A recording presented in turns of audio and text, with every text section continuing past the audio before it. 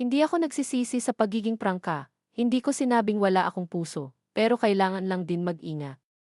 Ako'y isang ina, asawa, at babae na hindi natatakot magsabi ng totoo. Mahal na mahal ko ang asawa ko. Tahimik, mahinahon, at palaging mailambing sa boses. Siya ang lalaking minahal ko't pinili kong makasama sa buhay. Pero kahit gaano ko siya kamahal, hindi ko rin mapipigilan ang pagiging ina. Noong isang linggo, habang siya ang nag-aalaga sa anak naming 18 buwan pa lang, may nangyaring maliit na insidente. Hindi malala, gasgas lang, konting iyak, pero para sa isang inang tulad ko, parang sumabog ang loob ko. Mula noon naging mas active ako, baka nga sobra pa. Paulit-ulit kong sinsterilize ang mga bote kahit ginawa na niya. Tinitingnan ko ang lampin kahit kakapalit lang. At inaamin ko, kahit dapat tulog na ako, pinapanood ko pa rin si baby. Nahuli niya ako kagabi, tahimik niyang sinabi, pakiramdam ko hindi mo na ako pinagkakatiwalaan.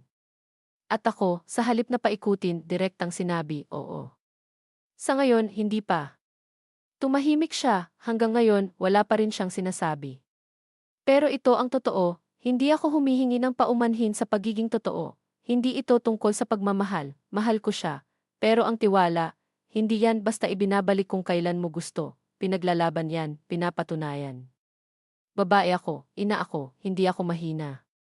Hindi ako pabaya, at kung ang pagiging totoo sa nararamdaman ko ay mali para sa iba, di ako na ang mali.